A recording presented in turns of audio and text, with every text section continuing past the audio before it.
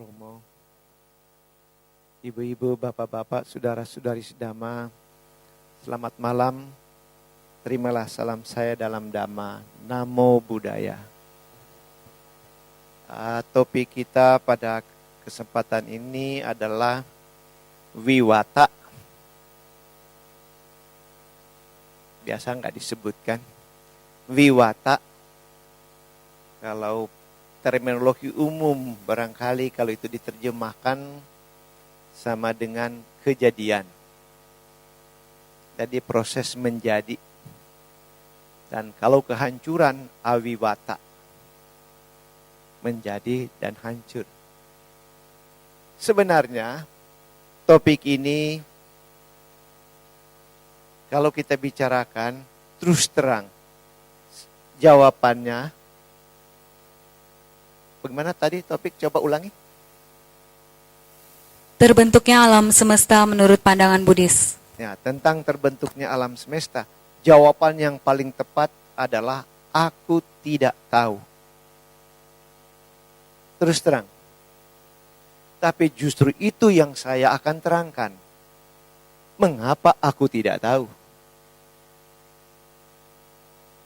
Nah, kita mengacu di beberapa sutta yang ada.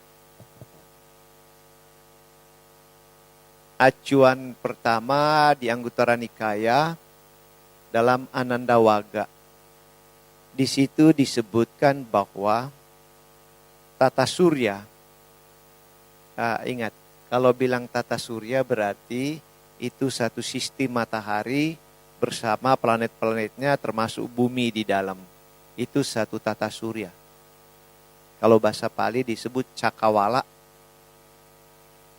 Nah, dalam Anandawaga Anguttara Nikaya disebutkan terdapat miliaran tata surya. Nah, dengan kata lain, tentu saja berarti ada miliaran matahari, saya singkat saja, juga termasuk miliaran bumi. Dan di bumi-bumi itu ada manusianya. Jadi manusia bukan cuma di bumi kita. Di banyak bumi yang lain juga ada manusia. Apakah itu alien dikenal orang atau tidak, tapi bagi pandangan Buddhis memang ada makhluk lain selain makhluk bumi kita. Jadi dengan kata lain kalau bilang ada alien, di agama Buddha akan bilang iya. Kalau sudah ada UFO yang mendarat, UFO kan artinya unidentified flying object. Kenapa unidentified? Karena orang bumi tidak bisa mengidentifikasi pesawat itu dari mana. Karena berani dia identifikasi, dia harus tahu dari planet bumi mana dia datang. Nah, ini tak teridentifikasi. Kenapa begitu? Kalau kita belajar astronomi, maka sistem matahari yang terdekat alias termasuk bumi yang terdekat, sudah berkali-kali saya katakan dulu, itu jaraknya 4 tahun cahaya. Sudah ngerti kan 4 tahun cahaya berapa kilometer? Gampang, pakai kalkulator aja cepet. Karena rumusnya cuma 1 detik kecepatan cahaya itu sama dengan 300.000 kilometer. Jadi kalau 4 tahun cahaya itu artinya 4 kali 365 hari. 1 hari 24 jam jadi kali 24. 1 jam sama dengan 60 menit jadi kali 60 lagi. Dan 1 menit sama dengan 60 detik ya kali 60 kali 300.000 kilometer. Jadi 4 kali 365 kali 24 kali 60 kali 60 kali 300.000 kilometer. Dapat. Kalkulator cepat sekali. Kalau si Poa masih terlambat dikit, kalkulator lebih cepat. Tapi kalau kalkulator itu terlalu kurang digitnya, ya pakai komputer aja. Cuma sebagai contoh, jarak bumi dan matahari itu 8 menit cahaya. Dengan kata lain, matahari sudah bersinar 8 menit yang lalu, itu baru sampai di mata kita. Jadi berapa jarak matahari dan bumi? Adalah 8 kali 60 detik kali 300.000 kilometer. Dapat. Padahal kita cuma 1 detik, tapi kita bisa dapat. Ya, pakai otak matematik dikit dah. Jadi kembali bahwa bumi ada banyak. Nah, berapa tuanya ini bumi dan atau alam semesta ini? Kita tahu kalau kita mengacu pada para Buddha yang muncul, sudah banyak para Buddha yang muncul, sudah banyak Buddha yang muncul. Dan munculnya di bumi saja ini sudah banyak. Atau kita mengacu pada Brahma Jala Sutta. Sutta pertama dari Digha Nikaya disebutkan bahwa pada zaman Sang Buddha banyak juga pertapa, tapi ini pertapa yang dimaksud, sudah hebat bermeditasi, bisa ingat kehidupan-kehidupan mereka, berapa banyak hidup di bumi ini sampai sekarang atau zaman itu, sudah berapa banyak mereka hidup situ, dan sebelum di bumi ini, jadi dengan kata lain, sebelum bumi ini jadi, mereka sudah hidup di bumi yang lain. Sampai dari awal bumi itu pun mereka tahu kapan itu bumi jadi. Bumi yang lain itu. Lalu dia tahu bukan cuma bumi yang lain yang lalu itu. Yang ketiga, keempat, sampai 40 kali bumi berevolusi. Mereka tahu kapan mereka muncul di situ, punya nama dan makan apa dan seterusnya. Toh kemampuan para petapa yang sudah begitu hebat, Sang Buddha katakan kemampuan mereka itu pun masih terbatas. Apa yang diketahui oleh Tathagata lebih dalam dan lebih jauh daripada itu. Nah, dengan kata lain, kita hidup sudah di banyak bumi, bukan baru di 40 bumi. Jadi, dengan pola pikir itu, kita sudah mulai berpikir bahwa memang bumi ini sudah begitu tua. Saya kasih contoh saja, pada waktu sama dinosaurus habis mati di bumi ini, itu kira-kira terjadi 65 juta tahun yang lalu. Ketika ada asteroid atau sisa dari meteor jatuh di Teluk Meksiko. 3/4 penduduk bumi atau makhluk di bumi mati. Wah, nanti ceritanya sebentar kalau ada waktu kita bisa bicara tuh tentang awiwata alias kiamat parsial. Tapi kembali dulu karena ini bicara tentang awal, tentang wiwata. Jadi hidup kita sudah begitu banyak kali di alam semesta ini. Dan sudah dibilang juga alam semesta ini luas sekali. Nah, sebenarnya kita bisa melacak dalam batas-batas tertentu. Alam semesta ini, kalau ditanya tentang awal atau asal mula alam semesta, saya sudah bilang saya tidak tahu. Karena jawaban yang paling bagus kalau itu ditanya adalah omong kosong. Masih ingat ya? Yang omong kosong saya katakan 2 tahun atau 3 tahun lalu.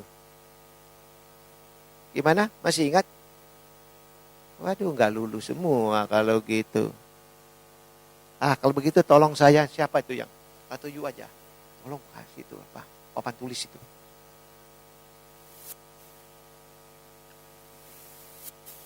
Ya, minta apa tuh? Itu tadi ada. Ya, taruh dulu. Bisa. Kalau kurang tinggi kita beginikan aja lah. Gimana saya mesti main? Anggap saja bumi kita sekarang ini adalah ini. Anggap saja ya. Nah, dalam konsep agama Buddha, kita kan sudah hidup di banyak bumi yang lain. Dan sekarang pun bertebaran di angkasa raya ini, planet-planet yang lain. Jadi ada banyak bumi aja.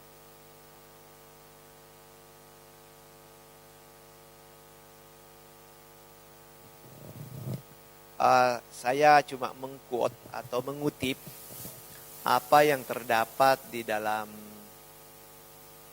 majalah National Geography Karena hasil itu dibuat oleh NASA bersama Majalah National Geographic setelah foto-foto dari ada pesawat yang dikirim ke antariksa yang terbangnya cukup lama sampai 14 tahun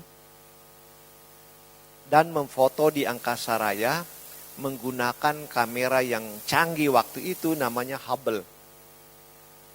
Baru bulan lalu NASA juga sudah mengirimkan juga pesawat dan kamera baru ke angkasa raya dengan tujuan mau melacak bumi yang lain. Kalau dulu cuma mau foto angkasa raya, nah sekarang mau melacak bumi yang lain. Nah, tahu enggak?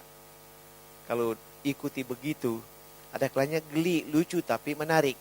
Karena nanti bisa difoto itu bumi yang lain kalau ditemukan, pas dia mengitari matahari. Tapi apa jadi? Bumi itu sebesar sepak bola, apa itu? Matahari itu sebesar sepak bola, maka akan menemukan bumi yang mengitari matahari itu sebesar kutu. Kutu. Tapi jangan takut, dengan komputer sekarang bisa diperbesar ribuan kali jadi nanti ketemu juga. Nah, itu yang diharapkan. Jadi secara apa ini? Saya bilang vertikal padahal ini alam semesta terlalu luas. Ya, di situ dikatakan begini bahwa di dalam satu galaksi, kumpulan bintang-bintang yang banyak, itu terdapat lebih dari 100 miliar tata surya. 100 tambah 90 di belakang. Itu satu galaksi. Nah, kita cuma satu dari 100 miliar bintang yang ada di galaksi kita yang dibilang Bima Sakti. Lalu dikatakan juga, berapa banyak galaksi yang ada di alam semesta ini? Diperkirakan ada lebih dari 100 miliar galaksi. Jadi bisa bayangkan betapa luasnya alam semesta ini. Pinggirnya ada di mana? Jawaban saya lebih cepat lagi. Aku tidak tahu. Karena sudah sulit saya membayangkan itu. Nah, kalau kita di bumi ini, kalau nanti ditanya, Pak, sebelum di bumi ini di mana? Ya di bumi yang lebih tua, kejar ke sana lah. Karena sebelum bumi ini jadi, ini bumi ini lebih dulu ada. Lalu kita kejar terus, ke sana terus. Sampai sini kosong. Tapi itu bukan kosong tadinya. Ada bumi tapi sudah awibata, sudah lama hancur, alias orang bilang sudah kiamat. Jadi kalau rumah di situ ada rumah-rumahan sudah lama digusur. Jadi kita bilang aja X10. Nah, sebelum di X10, kalau kita tanya di situ, kamu X10 dari mana? Sebelum itu kita di sebelah. Di mana? Di X20. X30. Kejar terus. 40, 50, 10, 100, 1000, 1 juta kosong. 1 miliar kosong, 1 triliun kosong. Omong kosong. Bisa ngerti? Jadi bukan karena being stupid I cannot answer the question, tapi gara-gara sudah sulit kita kejar. Karena sama juga nanti kalau proses itu jadi, penjadian di alam semesta itu muncul terus bumi-bumi baru. Jadi dengan kata lain, kalau ini kiamat jalan terus, penghancuran jalan terus, ini jadi terus. Dan begitu seterusnya. Jadi dengan kata lain, begitu kita mau cari asal, yang asalnya sudah tidak ada. Seperti bapak ini aja saya mau tanya. Masih ingat kakeknya? Kakek. Masih ingat kan? Terus kita mau tahu tampangnya bagaimana. Masih ingat kan kakeknya ya? Tapi apa kakek sudah muncul sendiri atau kakek juga punya orang tua? Nah berarti kakek buyutnya kan? Masih ingat tak kakek buyut? Masih bisa ingat? Pernah ketemu? Belum? Enggak, mana belum. Berarti kalau belum sebentar bisa. Ngomongnya aja, jawabnya salahnya. Coba bayangkan aja. Kakek buyut pasti punya papa kan? Kejar terus papanya. Lalu papa punya papa. Sudah pegel saya ngomong, sudah nggak ketemu. Jadi itulah sebabnya Sang Buddha mengatakan di dalam Anguttara Nikaya,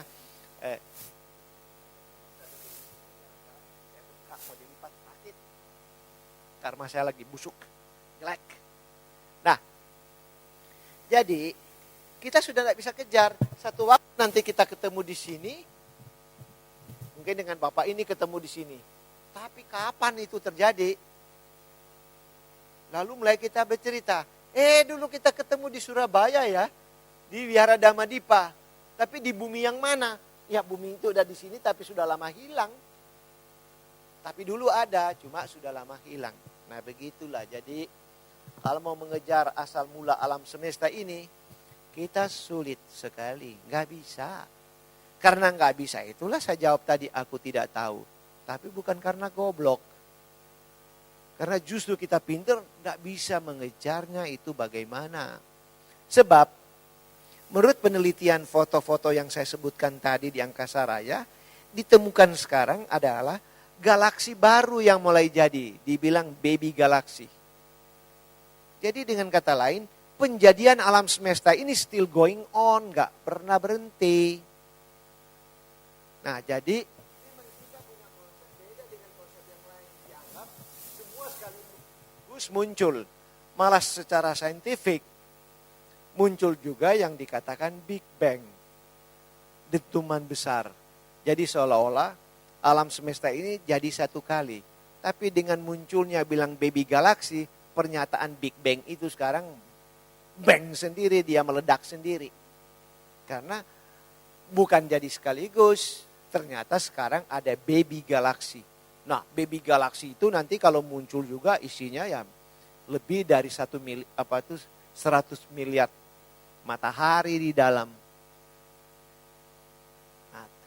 Kalau bagaimana bumi ini jadi, awal dari bumi ini terjadi, jelas sekali disebutkan di dalam Aganya Sutta, tapi ya mau bilang detail di situ, ada juga sebagian di dalam Parinibbana Sutta. Banyak orang sudah baca Parinibbana Sutta, tapi dia tidak waspada. Karena pernyataan yang penting itu cuma satu kalimat.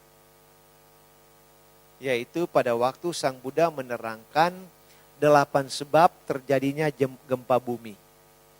Nah penyebab pertama Sang Buddha katakan, Ananda, bumi yang luas ini berasal dari cairan. Cairan berasal dari udara. Udara ada di angkasa. Begitu saya baca itu, saya kaget. Ya, terus terang, waktu saya baca itu saya langsung bilang, lihai, terlalu hebat. Terlalu hebat. Kenapa? Ya otak saya bekerja untuk itu tentu. Bahwa apapun yang ada di muka bumi ini, atau di bumi ini yang paling keras sekalipun, semua itu asalnya dari udara. Hebat banget. Setuju enggak? Bahwa segala sesuatu yang padat sekalipun di bumi ini, berasal dari udara. Apa yang paling keras di bumi ini? Benda yang paling keras di bumi ini apa? Batu.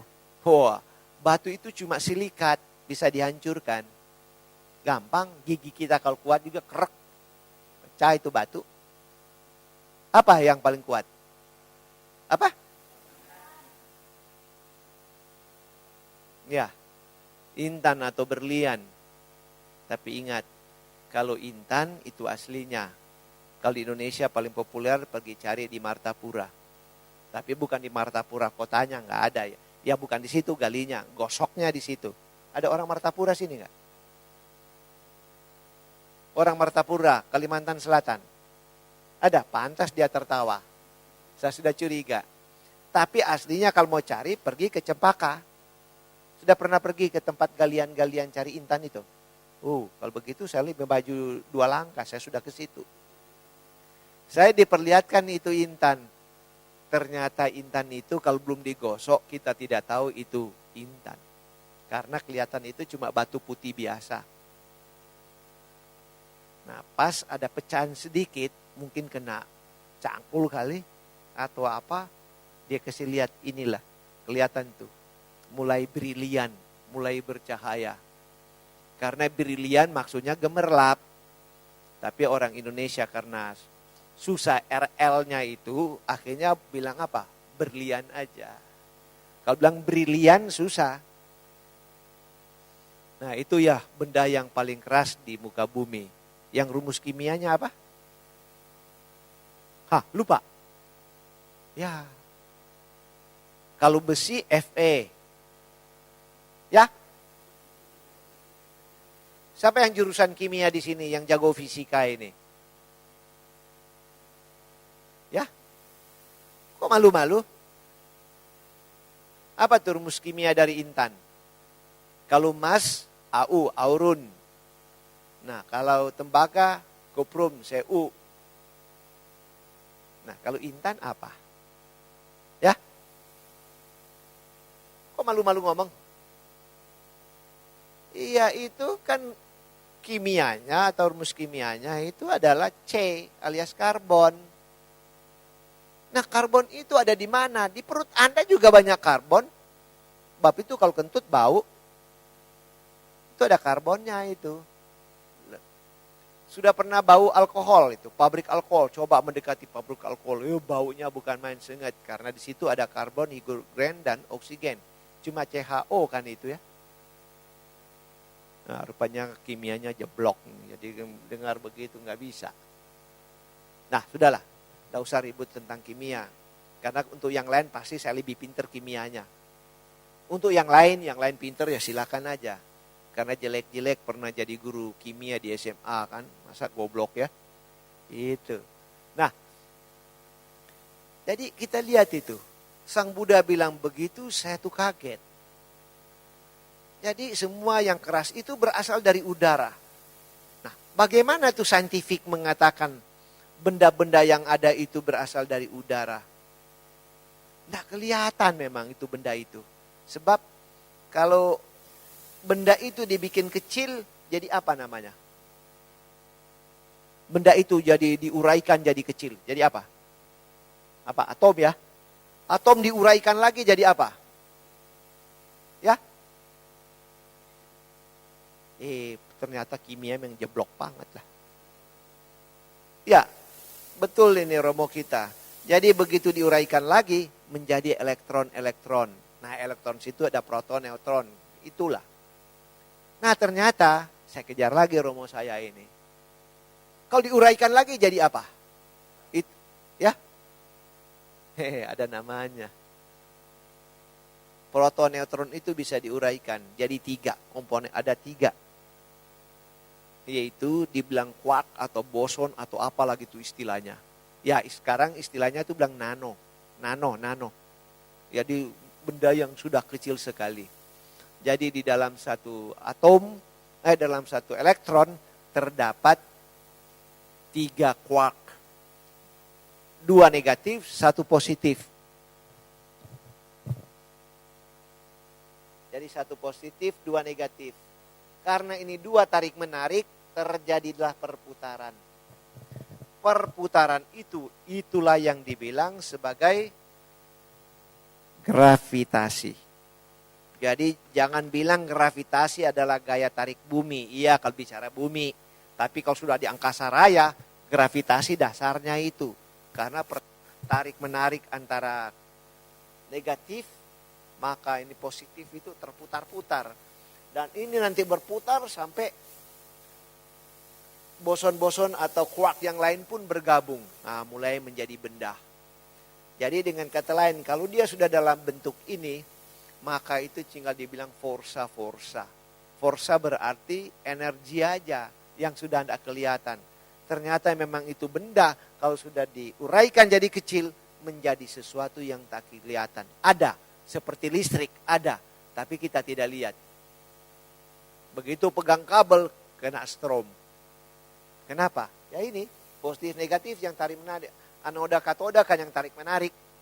Kita kena listrik. Struktur kita berantakan. Jadi begitulah. Jadi kalau lihat dari kacamata itu, atau dari sudut itu, kita mengerti. Itu mirip-mirip kita gunakan teori kuantum. Tapi sudahlah. Sadaklahnya berpikir, mau bicara juga teori kuantum, banyak orang tidak akan mengerti. Fisikanya juga jeblok, bagaimana itu. Karena sudah berbicara tentang partikel kecil. Jadi itulah yang terjadi di alam semesta sampai sekarang. Ada yang hancur, ya karena kan banyak. Jadi seperti saya bilang orang bermain bubbles. Tahu bubbles, anak perempuan yang banyak tahu bubbles? Tahu enggak bubbles? Itu sabun yang ditiup jadi gelembung-gelembung, itulah bubbles. Dulu waktu kecil main kan ya? Nah itu, lupa. Nah, jadi bumi ini bagaikan bubbles itu. Ada bumi yang melayang di angkasa raya ini pecah, yaitu awibata, hancur alias kiamat bahasa umum. Tapi karena kita tiup terus sabun ini, jadi terus. Yang hancur ya hancur, yang jadi ya jadi. Sama juga dengan manusia. Yang jadi, yang tua mati. Malah ada yang mati kebanyakan sekaligus. Baru kena situ Cigintung aja sudah berapa? Hampir 200 orang. Begitu kena tsunami di Aceh sudah berapa? 240-an ribuan orang yang mati. Tuh, mati cepat. Padahal di dalam laporan dari PBB berapa tahun lalu, setiap detik 3 bayi lahir. Setiap detik 3 bayi lahir. Jadi kalau kita pakai acuan itu kita bisa mengerti setiap saat, kalau begitu setiap detik di dunia ini banyak orang yang bikin anak, yang berhasil cuma 3. Ya kan? Kan yang lahir kan cuma 3. Berarti setiap detik cuma 3, berarti yang jadi cuma 3. Tapi yang bikin kan bukan cuma 3. Nah coba periksa aja jam begini di dunia ini. Pasti banyak yang lagi produksi. Jangan tanya bikin apa itu. Mungkin dia pakai cloning barangkali. Karena dikeloni aja. Ada yang dikeloni tapi ada yang cloning kan. Terserah pilih yang mana. Kan ada bayi tabung. Jadi itulah. Berbicara tentang penjadian. Tidak ada jawaban yang memuaskan. Karena perlangsungannya jalan terus seperti sekarang. Bagaikan bayi yang lahir dan orang yang mati. Gitu terus-terusan. Tidak pernah berhenti. Jadi bagaimana mau bicara awalnya? Itulah sebabnya saya jawab tadi. Aku tidak tahu. Dan jawaban yang paling tepat adalah omong kosong. Karena kita kejar awalnya sudah lama kosong. Ya itu dulu sebagai pendahuluan untuk berpikir. Ya silakan ada yang mau bertanya. Kalau tidak ada yang bertanya silakan meditasi. Saya pergi.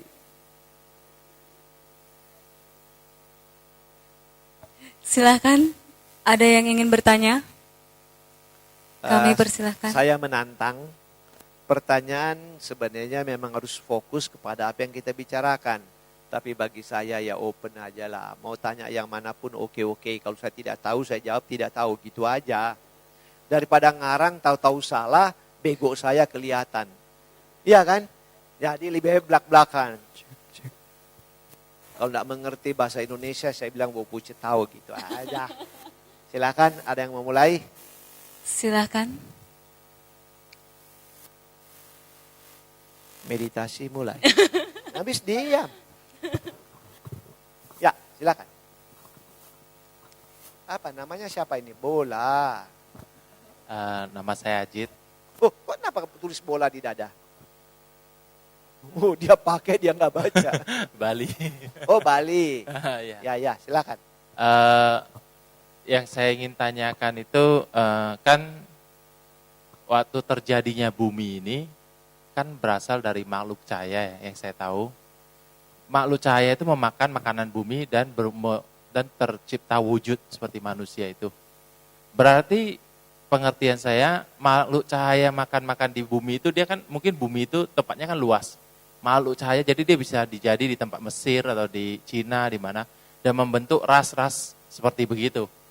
Berarti makhluk cahaya itu memakan makanan yang di bumi itu bisa menyebabkan dia bentuknya seperti yang di daerah situ loh. Misalnya jadi ras Cina, Eropa, Melayu. Nah, itu yang ingin saya tanyakan, betul nggak, kalau betul nggak pemikiran saya itu? Terima kasih.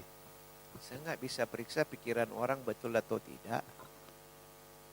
Begini, disebutkan ketika bumi ini terjadi seperti teori tadi, berasal dari udara menjadi cair, cairan baru jadi padat, terjadi pendinginan tentu. Nah, pada waktu bumi kita ini masih dalam bentuk cairan, makhluk-makhluk dari alam abasara, alam jana kedua, mereka mati dari alam abasara tersebut, terlahir di bumi kita ini dalam kondisi melayang-layang dan bercahaya-cahaya. Tapi itu sudah manusia. Cuma wujudnya belum kelihatan karena masih transparan. Nanti begitu permukaan bumi mulai mengental, dibilang muncul itu inti tanah, rasa patawi. Lalu manusia itu yang melayang-layang itu, tapi saya potong dulu. Jadi manusia dulu, pokoknya semua melayang-layang. Wonder Man dengan Superman. Layang-layang semua. Lalu karena di permukaan bumi ini, yang tadi cairan, sudah mulai muncul yang padat bagaikan orang masak nasi dulu, bukan pakai rice cooker ya. Menanam nasi, nah kalau mendidih lama-lama di bagian atas itu mulai muncul yang kental-kental. Dulu begitu Pak ya. Kalau sekarang sih anak-anak tidak peduli, rice cooker pokoknya tusuk mateng. Kalau dulu salah bisa angus itu. Sebab itu kalau camping banyak yang nggak bisa makan, mati. Karena nggak tahu masak. Nah, rasa patawi itu warna putih. Dan mereka lihat itu mulai merasakan. Jadi sentuh dengan jari, lalu coba rasa. Oh enak, makan. Karena makan itu, fisik mereka menjadi jelas. Nah begitu fisik mereka menjadi jelas, mereka makan itu, nah sudah mulai kelihatan. Sejak dari lampau, karena ini pengaruh karma, karena memang dari dulu sudah hidup-hidup. Tadi kan ada yang ingat 40 kali bumi berevolusi, hidup-hidup di bumi itu. Jadi sama aja. Ini dulu dari bumi yang lain, lahir di alam abasara, muncul lagi di bumi kita. Nah begitu makan itu rasa patawi, fisik sudah mulai berbentuk. Nah ada yang bentuknya bagus, ada yang jelek. Kalau yang bagus tentu aja itu si ganteng dengan si cantik. Tapi yang si elek ada juga. Nah yang ganteng dan cantik belaga. Kita ganteng, cantik, itu gue jelek. Nah kesombongan muncul. Gara-gara kesombongan begini muncul, rasa patawi lenyap. Lalu mulai muncul karena proses waktu juga, mulai muncul tumbuhan. Jadi tumbuhan awal di muka bumi ini semacam cendawan. Namanya bunga papatiko yang muncul di bumi. Nah mereka makan enak juga. Makan itu fisik sudah tambah jelas. Yang ganteng dan cantik sombong. Begitu lagi mereka katakan. Setelah masa yang lama hilang lagi ini. Bunga papatiko. Yang kedua tadi rasa patawi. Sekarang bunga papatiko. Setelah masa yang lama hilang bunga papatiko. Muncul tanaman yang menjalar. Yang dibilang padalata. Padalata yang melata. Ya padalata. Nah mereka makan itu. Makan itu dengan masa yang lama sekali. Karena usia manusia waktu itu panjang. Ratusan ribuan tahun. Atau mungkin jutaan juga tahun. Makan itu. Makan itu. Fisik tambah jelas. Tapi belum seperti kita ini. Belum. Sombong lagi muncul. Jadi kejahatan manusia pertama itu sombong. Membandingkan diri. Begitu sudah tambah padat. ngeledek lagi yang lain. Jelek mereka, kita yang bagus. Hilang pada lata, muncul tanaman yang disebut sali. Sali itu yang padi-padian sekarang. Nah, begitu makan-makan sali, lama-lama fisik itu sudah seperti kita sekarang. Cuma karena waktu itu belum ada tanaman lain, kemampuan juga belum sehebat sekarang. Waktu itu belum ada pabrik tekstil, semua baby gede. Nah, karena saling lihat, di situ cuma disebutkan saling lihat, yang dibilang laki-laki dan perempuan saling lihat, akhirnya nafsu muncul. Benar kalau begitu ya. Dari mana datangnya cinta? Dari mata jatuh ke hati kan ya. Nah ini, kalau ini lain lagi. Karena saling lihat, memang itu dari mata, akhirnya tabrak-tabrakan. Lalu mereka melakukan hubungan di depan orang aja begitu. Banyak yang sebel. Nah tapi itu menarik kata-kata yang muncul. Ada yang melihat yang melakukan hubungan di depan orang, mereka teriak. Kurang ajar, nggak tahu diri. Lempar dengan kerikil, lempar dengan tanah. Tapi ada yang lempar dengan tai sapi. Loh, di cerita nggak ada sapi kok tahu-tahu ada tai sapi. Ya menarik gitu. Jadi pasti ada sapi. Tapi karena topik pembicaraan orang, cerita sapi nggak lagi dibahas. Tapi bagi mereka yang mau tahu bagaimana binatang muncul di bumi ini, cari Waseta Sutta di dalam Majjhima Nikaya. Sekali lagi, Waseta Sutta Majjhima Nikaya. Di situ diceritakan bagaimana binatang muncul. Sekali lagi, Waseta Sutta Majjhima Nikaya. Nah, setelah itulah turunan mereka bermunculan. Begitu. Jadi bukan, dan nanti setelah fisik jadi jelas, baru kelihatan yang laki-laki dan perempuan. Tadinya waktu melayang-layang cuma dibilang makhluk, gak kelihatan ya laki dan perempuan. Dan begitu juga makhluk-makhluk di alam jana, sudah tahu kan alam jana ya? Alam Brahma itu, makhluk di sana tidak berbicara seks. Gak ada seks, cuma makhluk tok. Kalau alam surga masih bicara laki-laki dan wanita.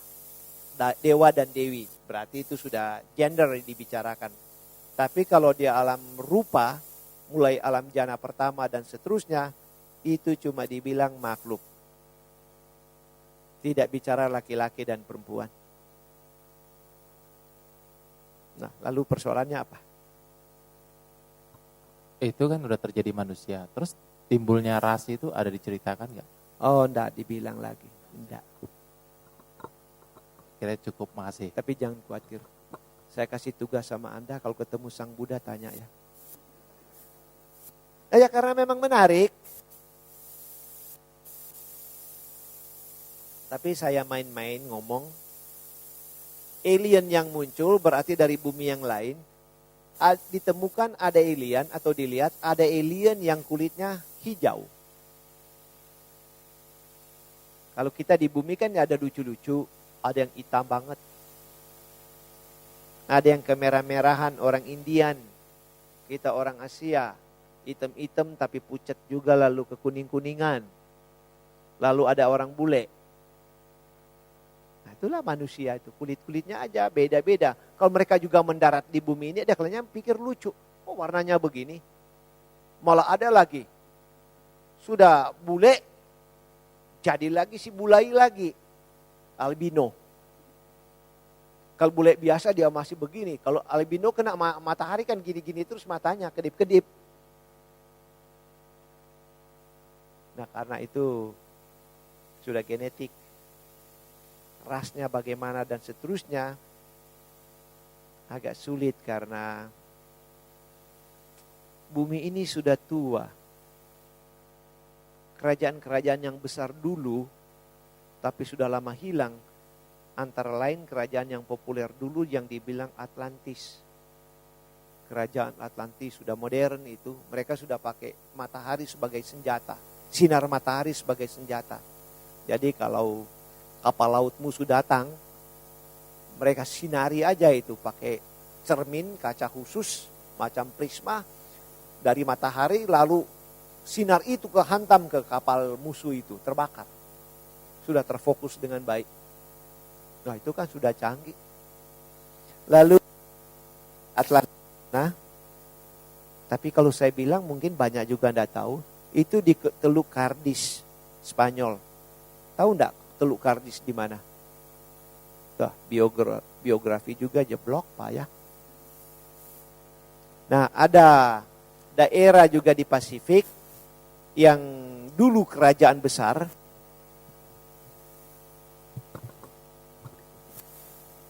Dulu kerajaan besar yang namanya Kerajaan Lemuria. Karena ada gempa bumi dahsyat, maka kerajaan itu dan daratannya itu tenggelam. Tapi nanti di masa datang, ada yang sudah lacak itu, bekas kerajaan Lemuria, datarannya akan mencuat lagi dari laut. Akan muncul kembali. Dan orang-orang di Lemuria dulu, sudah canggih-canggih juga. Saya pernah baca buku tentang orang Lemuria yang menjawab karena dia itu dihipnotis. Bercerita dulu dia hidup di negara, di kerajaan Lemuria tersebut.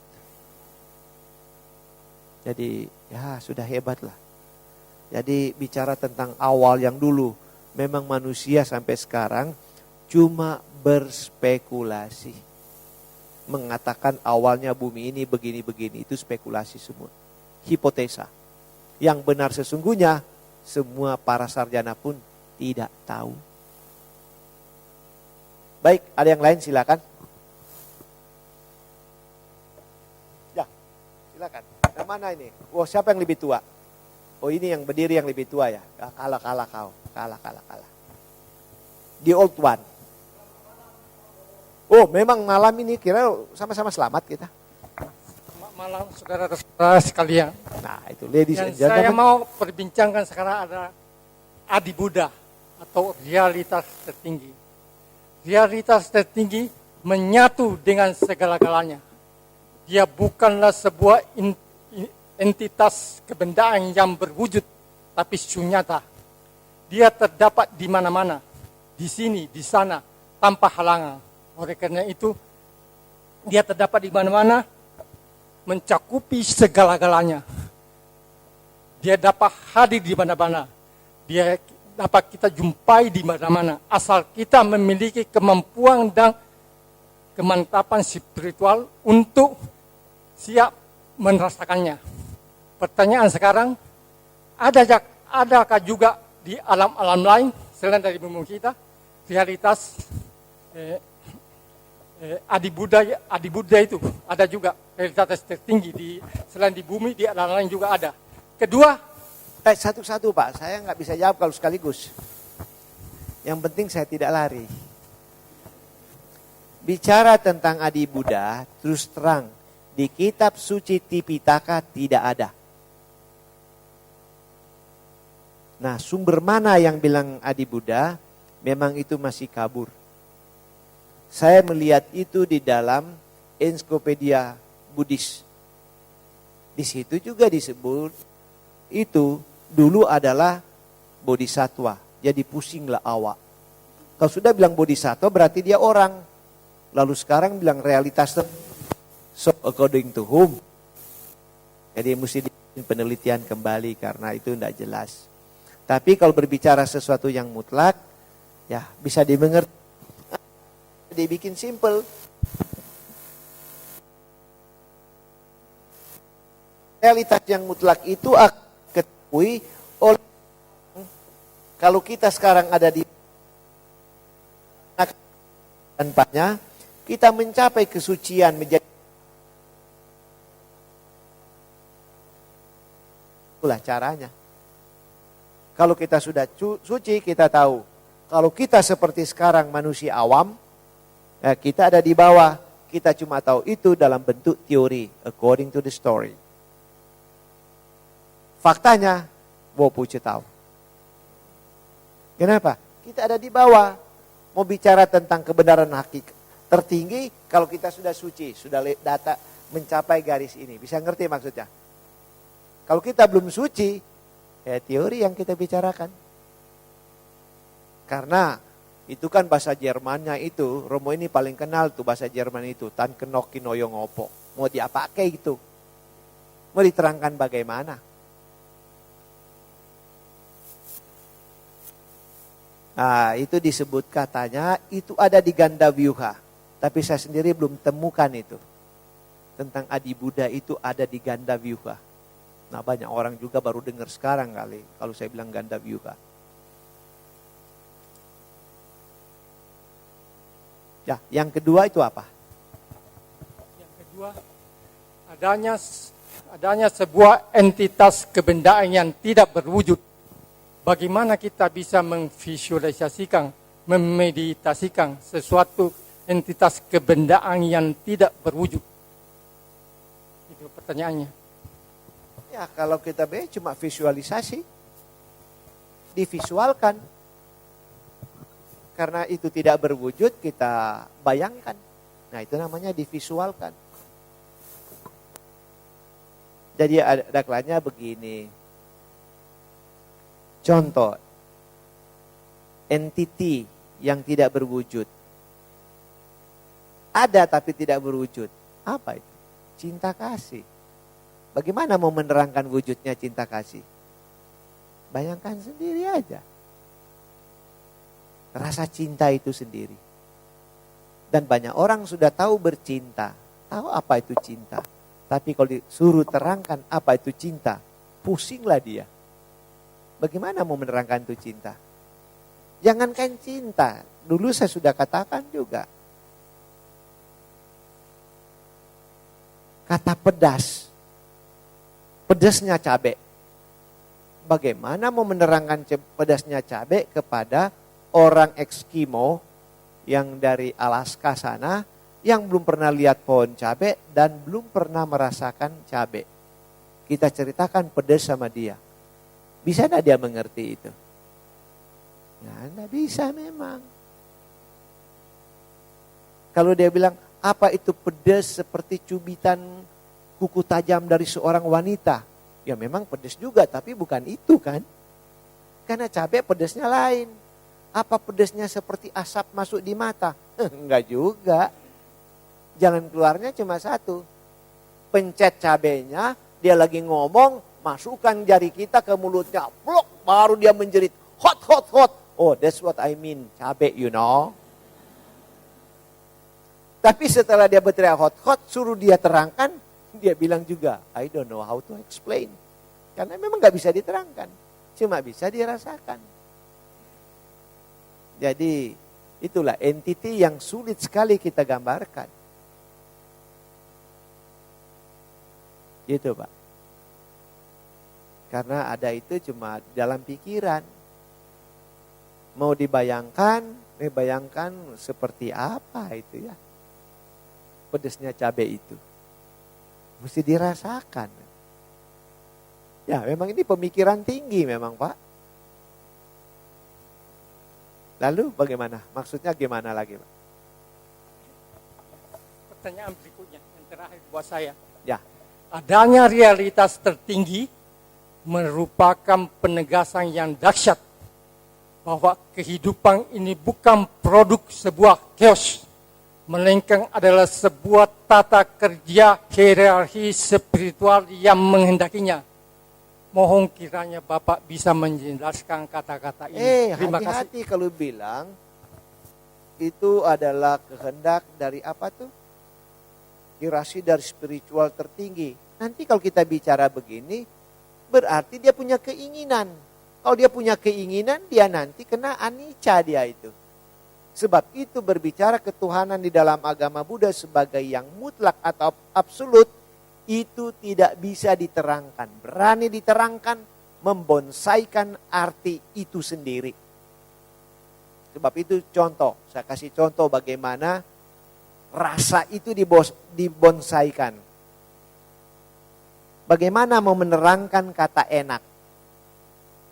Apa itu enak? Semua kan sudah makan enak kan ya? Merasakan yang enak. Coba terangkan apa itu enak. Loh kok diam?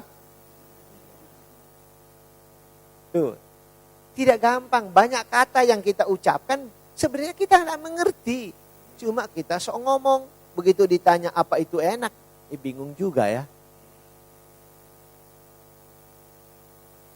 Sulit. Mau enak yang bagaimana? Kalau bilang makanan yang enak. Nah ini orang Martapura. Makanan apa sih yang enak? According to you. Apa itu? Apa yang enak? Nah, ini soto Banjar. Oke, ini juga setuju soto Banjar. Tapi apakah enak itu cuma soto Banjar yang enak? Berarti kan menciutkan itu soto Banjar. Orang lain bilang apa? Baby packing. Wah, udah terbang ke Cungkok. Akan sudah jadi lain. Orang Manado bilang enggak. Apa? Tikus yang enak. Orang bilang ini. Mau bilang paniki lagi. Tikus terbang. Ada yang bilang RW, siapa yang bilang enak. Jadi masing-masing orang membonsaikan artinya menurut dia. Tapi kan pengertian enak bukan cuma paniki, bukan cuma soto Banjar. Pencari soto Banjar juga bukan asli Banjar kok itu. Saya juga nggak tahu asli mana tuh. Saya cuma taunya makan. Gitu Pak. Jadi kita membonsaikan. Jadi yang absolut itu memang nggak bisa diterangkan. Yang Maha Esa itu nggak bisa diterangkan. Kalau diterangkan membatasi arti yang Maha Esa itu sendiri. Karena menurut Romo dan menurut saya, menurut dia, ya beda-beda kita. Itu ya sebab itu saya bilang membonsaikan. Tapi itulah memang kalau filsafat begitu asik kalau dibicarakan.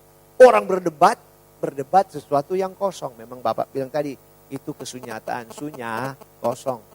Jadi ribut-ribut gara-gara sunya, kosong ya. Itulah. Baik, ada yang lain silakan. Ya. Tunggu dulu, di sana sudah mau menangis. Tapi jangan takut, saya punya 2 sapu tangan kalau nangis. Silakan. Ya, malam Romo. Selamat malam. Tadi dijelaskan mengenai terbentuknya alam semesta sedikit demi sedikit secara real ya. Begini,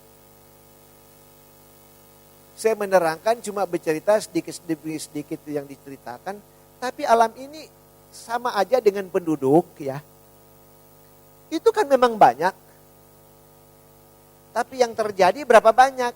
Yang jadi-jadi itu sedikit-sedikit. Tapi yang mati jalan terus. Yang jadi-jadi terus. Yang mati, mati-mati terus. Tapi ada terus penduduk di bumi ini. Begitu toh? Nanti dikira alam semesta sepotong sini dulu jadi, baru sepotong itu. Enggak begitu. Memang sudah luas tapi jadi di mana-mana bagaikan bubbles tadi. Ada gelembung yang pecah, ada gelembung yang jadi. Begitu terus di alam semesta ini. Tidak pernah berhenti. Iya, betul ya. Lalu yang saya tanyakan itu, peranannya apa? Yang penguasa misalkan Batara Brahma, kalau yang ada di... Enggak, di agama Buddha tidak mengatakan begitu. Di agama Buddha yakin dan percaya adanya Tuhan yang Maha Esa. Bagaimana dia tan kenoyo kinoyo ngopo. Nggak bisa diterangkan. Nanti kalau Anda mau, Anda mencapai kesucian dulu, mencapai Nibbana, jadi Arhat, Paceka Buddha atau sama-sama Buddha, baru Anda tahu si X tersebut. Jangan samakan dengan konsep di ajaran lain, dia berperan langsung. Namun kalau dia berperan langsung, dia bertanggung jawab juga untuk itu. Gak kacau balau lah nanti. Bisa ngerti? Karena dari dulu saya sudah kritik itu. Contoh saja.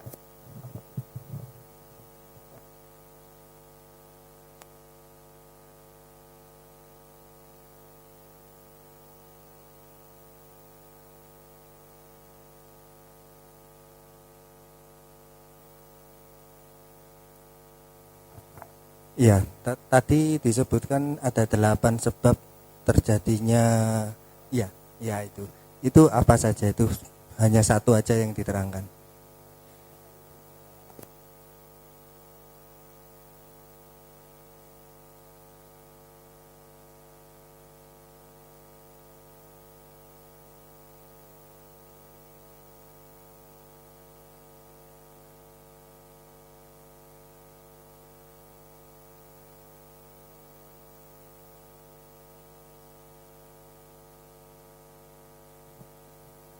Jadi gara-gara adanya udara, kalau itu bergerak, maka terjadi gempa bumi. Ya memang kalau kita pikir-pikir, gempa bumi sekarang masih jalan terus. Tapi orang tidak rasa karena lempengan-lempengan bumi bergerak. Kenapa dia bergerak? Karena ada yang kosong di bawah. Dia bergerak. Kalau tabrakan, wah gempa bumi terjadi lagi. Dahsyat sekali itu. Lalu yang 7 itu semua seperti begitu bodhisatwa lahir. Terjadi gempa bumi. Begitu dia mencapai kebuddhaan, terjadi gempa bumi. Yang begitulah. Nanti baca aja di dalam apa tuh namanya? Parinibbana Sutta. Saya kira itu di perpustakaan ada karena Parinibbana Sutta sudah lama diterjemahkan. Sudah berulang-ulang kali dicetak. Ya. Nah berikutnya apa? Ya, yang lain? Ya, oh baru di sini ya, betul-betul. Silakan. Ke depan, tolong ke depan itu. Oper aja.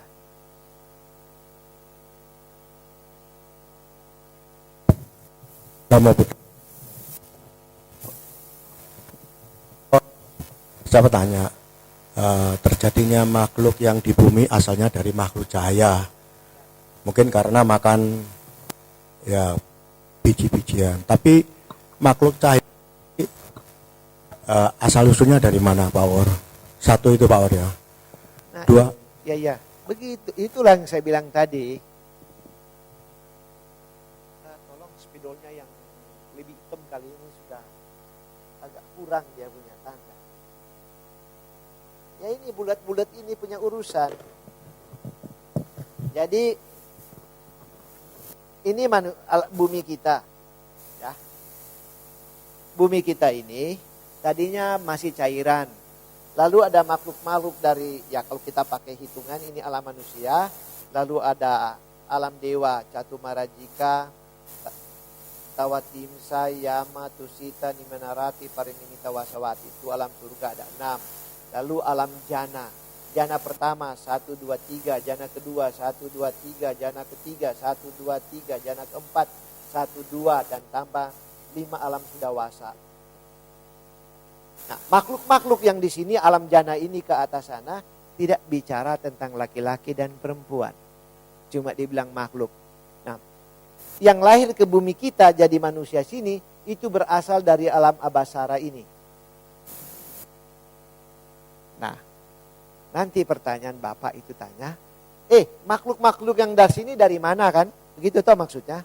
Nah, jawaban dari bumi yang lain ada yang meditasi mencapai jana kedua. Bumi yang mana? Ya bumi yang lain bukan bumi kita ini pasti. Karena baru jadi. Kan ada banyak bumi yang lain itu. Karena dari awal saya sudah bilang ada miliaran bumi kan. Jadi nanti kejar-kejaran. Dari sini dia meditasi sampai jana kedua. Mati lahir di bumi. Nanti dari sini dari mana? Ya bikin aja abasara. Gini-gini terus. Dari sana begitu-begitu. Nanti pukul tempat kosong. Jadi asal mula manusia dari mana? Ya omong kosong juga. Karena kita akan kejar sampai ribuan bumi-bumi yang lain. Nah itulah yang Sang Buddha katakan di dalam Majjhima Nikaya bahwa kita ini bagaikan orang yang masuk di hutan yang gelap karena terlalu padat pohon-pohonnya. Lalu kena panah beracun yang mematikan. Kalau kita bertahan lama, mati. Jadi apa yang harus kita buat kalau sudah kena panah beracun? Pergi cari si pemanah yang gak tahu dari sebelah mana dia memanah. Atau kita keluar cepat cari dokter, sembuh dulu baru kita cari si pemanah. Mana yang bijaksana? Langsung cari si pemanah atau ke dokter dulu? Dokter sudah datang yang namanya Sang Buddha. Obatnya adalah Dhamma. Nah jadi suci dulu baru cari. Karena kalau kita mau cari asal usul, buang-buang waktu sudah lama mampus nggak dapat siapa-siapa. Begitu jawaban dalam Majjhima Nikaya. Itu. Jadi, tapi kalau mau pakai logika ya begini, kejar-kejaran Akhirnya nanti sampai ke bumi yang sudah kosong, sudah lama hancur. Nah, bumi 01, 02, 03, 10, 1000, 1 juta, 1 triliun kosong. Ya kita capek cerita omong kosong, kosong, kosong, kosong terus. Kalau kosongnya cuma 6 kosong, main domino lah kita. Ini kosongnya bisa panjang. Bukan karena kita tidak, sebab itu saya bilang, saya tidak tahu kenapa. Nanti kita kejar asal usul termasuk alam semesta itu sudah lama kosong. Karena kehidupan di alam semesta ini sudah tua banget. Nah sedangkan ada problem kita. Pola pikir umat terpengaruh dengan sistem lain yang menganggap bumi ini baru jadi dan cuma satu. Nah kalau kita kan tidak begitu. Bumi ada miliaran banyaknya. Dan miliaran itu sudah lebih tua jauh dari bumi kita. Jadi kalau mau tanya ke bumi yang lebih tua dong. Jangan tanya di bumi ini. Kenapa? Bumi ini baru. Sampai ketemu yang tua. Nah, kita kejar. Dia bilang, tapi sebelum kami di sini ada yang lebih tua. Ya itu tadi saya bilang, kongconya dia yang dikejar. Tapi kongconya mana? Ya buyut. Mana kongconya? Udah lama mati, dulu ada tapi sudah lama mati. Nah, tapi sebelum Kongco datang kan orang tuanya ada. Iya, Kongco punya orang tua, mama papa ada. Di mana mereka? Wah, sudah lebih lama mati lagi. Tapi sebelum orang tuanya Kongco ini, mereka juga punya orang tua enggak? Yaitu kakeknya Kongco.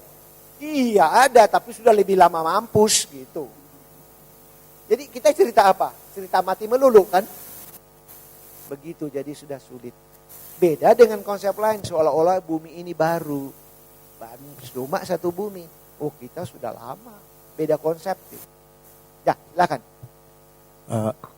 Yang satunya Pak War. Yang tadi diceritakan kerajaan Atlantik itu apa memang ada dan kira-kira tahun berapa terjadinya itu? Kalau bicara Atlantis itu saya perkirakan sekitar mungkin 50-an jutaan tahun lalu kali. Itu ada di Teluk Kardis karena dibilang kota itu sekian kilometer panjangnya, lebarnya sekian kilometer. Kalau dilacak itu di Teluk Kardis yang ada di Spanyol bagian selatan, di bawahnya sedikit dari Portugis. Ada. Dan kalau bicara begitu, saya tuh suka merinding karena waktu mereka perang, anggap aja perang nuklir, mereka lari.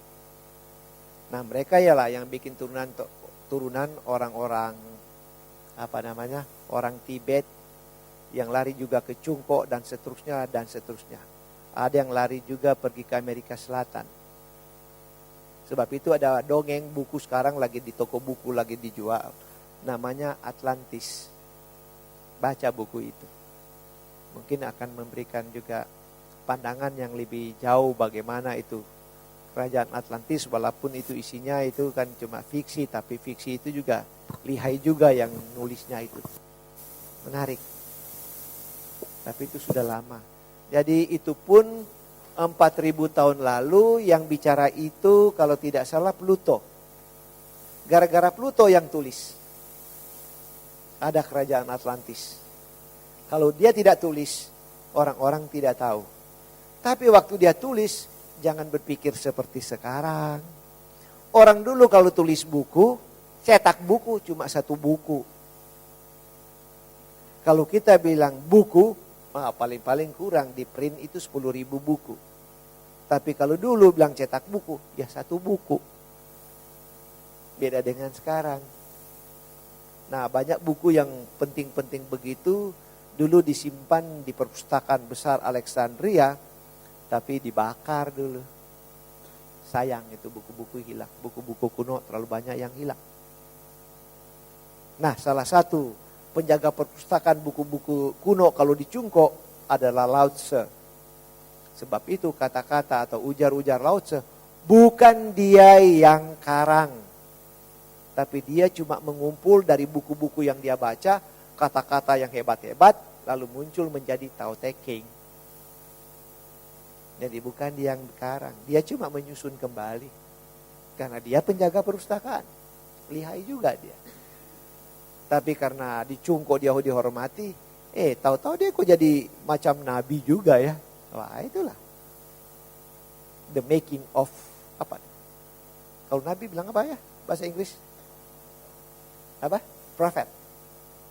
Ya, oke aja lah. Ya, baik Pak, itu jawaban saya. Ada yang lain silakan. Wah, kamu mau bertanya atau mau menyerah? Saya mau bertanya, Pak. Oh, bertanya. Ya, silakan.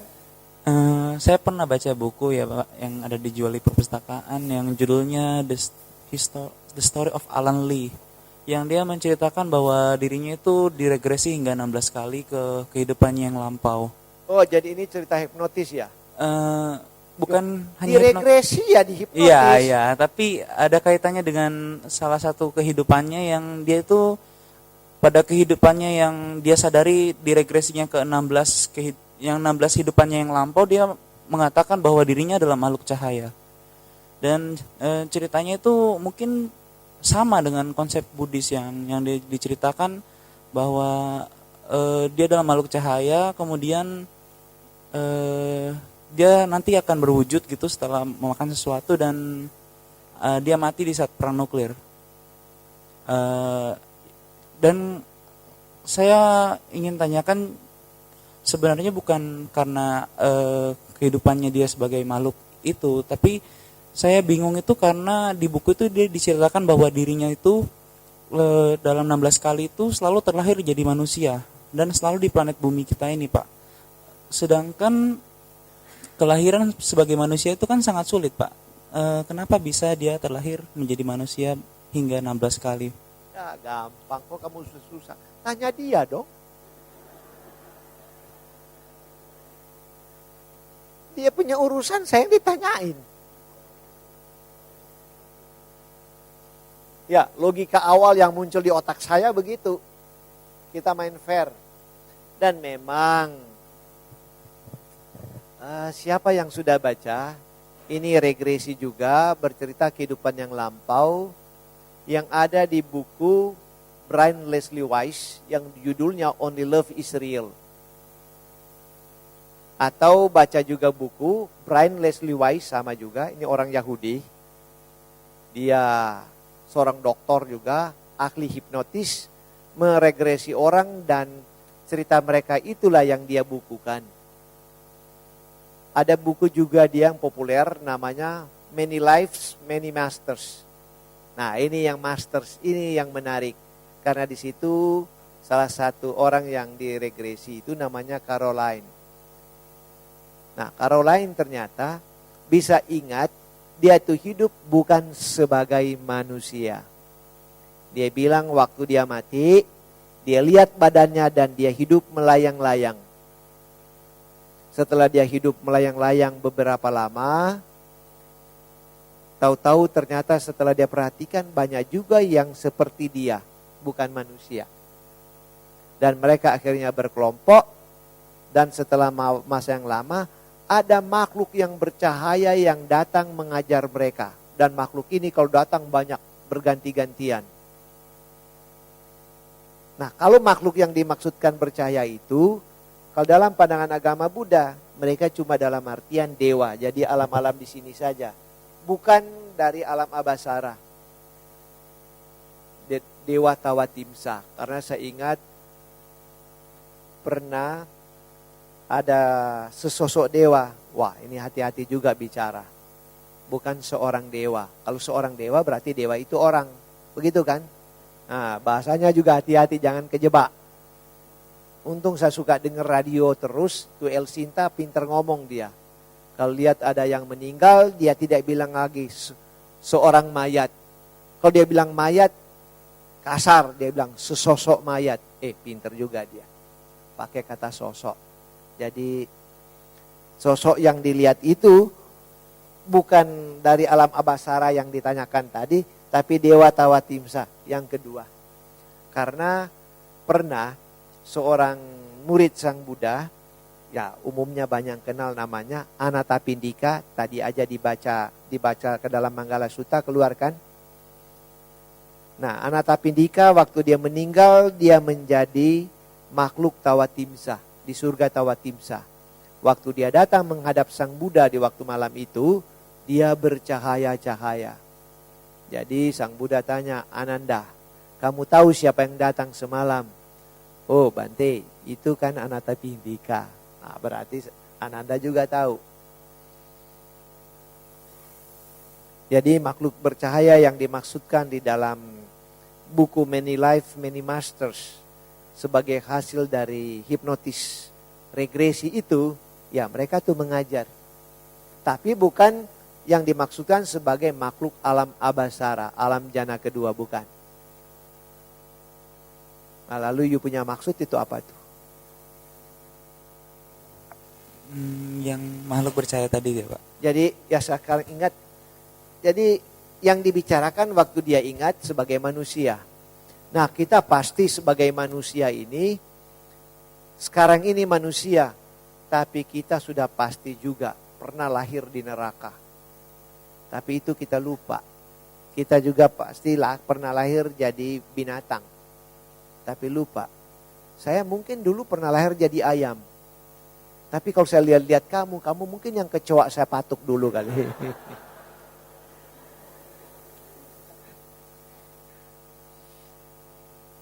Ya pokoknya kita cuma gitu-gitu terus sih. Jadi makhluk bercahaya bukan selalu itu mesti alam abasara, bukan.